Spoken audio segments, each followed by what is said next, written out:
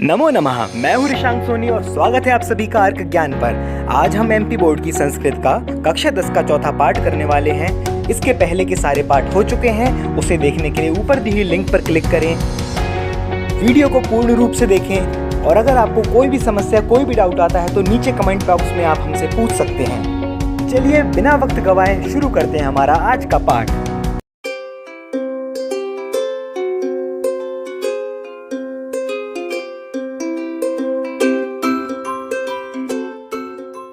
नमो नमः।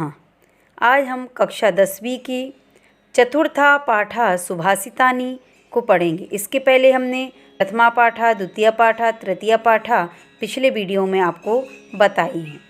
आज सुभाषितानि के बारे में बताएंगे, जिसमें पूरे 10 श्लोक हैं। इस वीडियो में हम आपको 5 श्लोकों का अनुवाद और अगले वीडियो में 5 श्लोकों का अनुवाद बताएंगे। तो पहला श्लोक सज्जन की प्रशंसा के बारे में, दूसरा दान की प्रशंसा के बारे में, तीसरा उद्यम की प्रशंसा के बारे में, चौथा वीर पुरुषों की प्रशंसा के बारे में और 5वां गुणों की प्रशंसा के बारे में। ये 5 श्लोकों का अध्ययन आज हम करेंगे। तो सबसे पहले हम आपको बताते हैं इसकी प्रस्तावना। सुभाषितम इत्यस्य अर्थः सुष्ठु भाषितम। सुभाषितम इसका अर्थ है सु माने अच्छी तरह, भाषित माने कहा गया, अच्छी तरह से कहा गया। सम्यक भाषितम सुभाषितम अस्ति। अच्छे तरह से कहा गया ही सुभाषित होता है। शोभनम वचनम सुभाषितम इति कथ्यते। शोभनम सुंदर वचन सुभाषित कहे जाते हैं। महापुरुषाणाम अनुभवा। महापुरुषों के अनुभव छंदोबद्धेन श्लोकेन प्रस्तुयते। छंदबद्ध करके श्लोक के द्वारा प्रस्तुत किए जाते हैं। तादृशानि कानिचित सुभाषितानि अत्र वर्तन्ते। वैसे ही कुछ सुभाषित यहाँ इस पाठ में दिए गए हैं। तो पहला श्लोक पढ़ते हैं। सज्जन प्रशंसा। गंगा पापम शशि तापम दैन्यम कल्पतरुस्तथा पापम तापम च दैन्यम च हनन्ति संतो महाशयः। इस पाठ में पहले मैं आपको बता दूं कि सज्जन पुरुष किस प्रकार का होता है उसके बारे में बताया गया है। तो गंगा पापम, गंगा पाप का, जिस प्रकार से गंगा पाप का नाश करती है। शशि तापम, और शशि माने चंद्रमा, ताप माने उष्णता या गर्मी का नाश करता है। कल्प तरुः, कल्प वृक्ष ऐसा वृक्ष जो आपकी मनोवांछित कल्पना को, कामना को पूर्ण करता है, ऐसा वृक्ष होता है कल्पतरु या कल्प वृक्ष।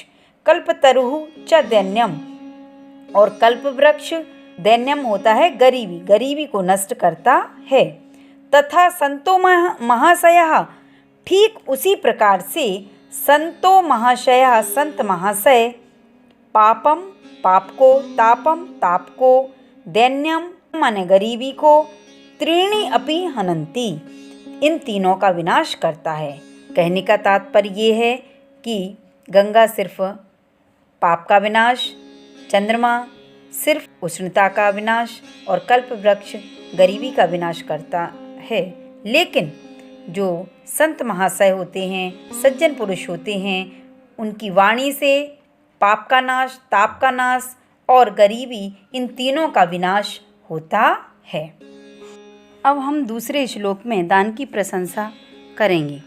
दानेन भूतानि वशी भवन्ति, दानेन वैराण्यपि यान्ति नाशम, परोऽपि बन्धुत्वम् उपेति, दानम ही सर्वव्यसनानि हन्ति।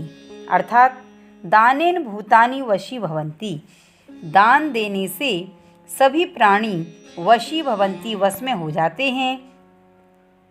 दानेन माने दान के द्वारा, वैराणी अपि नाशम यान्ति, दान देने से शत्रु भाव भी नष्ट हो जाता है। दान ही परः अपि बंधुत्वम उपेति, और दान देने से पराये भी अपने बन जाते हैं। दानम सर्व व्यसनानि हन्ति, निश्चित ही दान सभी बुरी आदतों को नष्ट कर देता है। उद्यम प्रशंसा। अगला जो श्लोक है नात्युच्च शिखरो मेरु नार्ति नीचम रसातलम व्यवसाय द्वितीयानाम नाप्यय पारो महोदधि।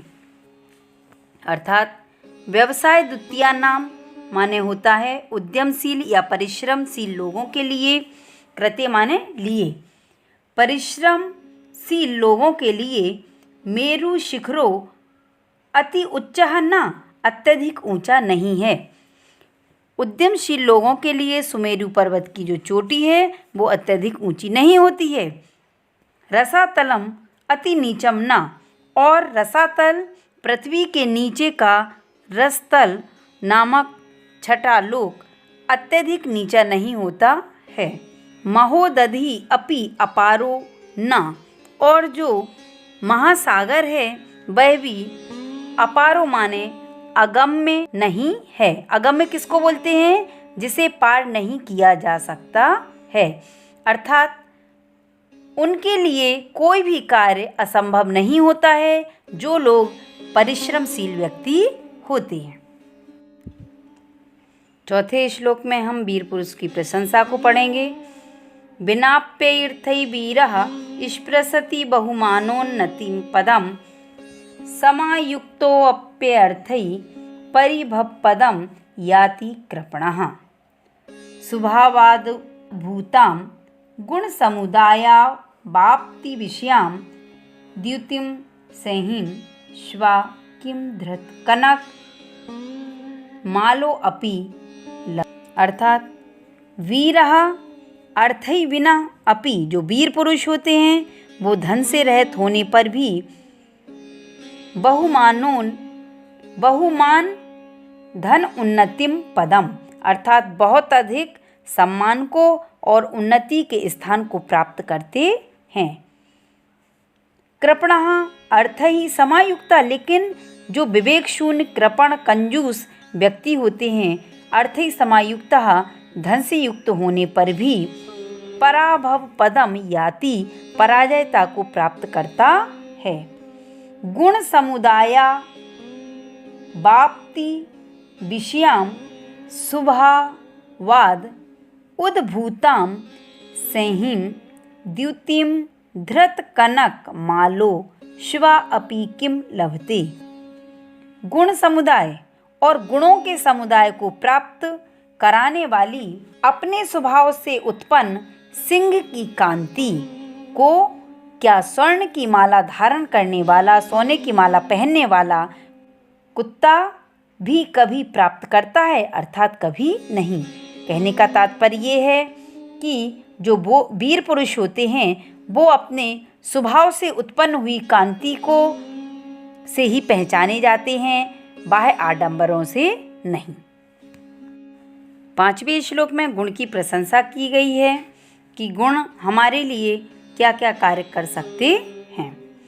गुणाः कुर्वन्ति दुत्तमं दूरे अपि वस्तां सतां केतकी गंध माग्रहाय स्वयमायान्ति षट्पदाः। अर्थात दूरे अपि वस्तां सतां गुणाः, दूर भी रहने पर सज्जनों के जो गुण होते हैं दूतवम कुर्वन्ति, उनके दूत का कार्य करते हैं। षट्पदाः केतकी गंधम आघ्राय स्वयं आयान्ति, जैसे षटपद होते हैं जिसके 6 पैर होते हैं। 6 पैर वाला कौन होता है? भौरा। जैसे भौरे केतकी गंधम, केतकी होता है केवड़ा, केतकी माने केवड़ा, केतकी गंधम आघ्राय, केतकी की गंध को सूंघ करके स्वयं आयान्ति, स्वयं आते हैं। उसी प्रकार से व्यक्ति अगर दूर भी है तो भी उसके गुणों को सुन करके जान करके व्यक्ति स्वयं उसके पास उसी प्रकार से आता है जिस प्रकार से केवड़े की गंध को सूंघ करके भौरा अपने आप आता है।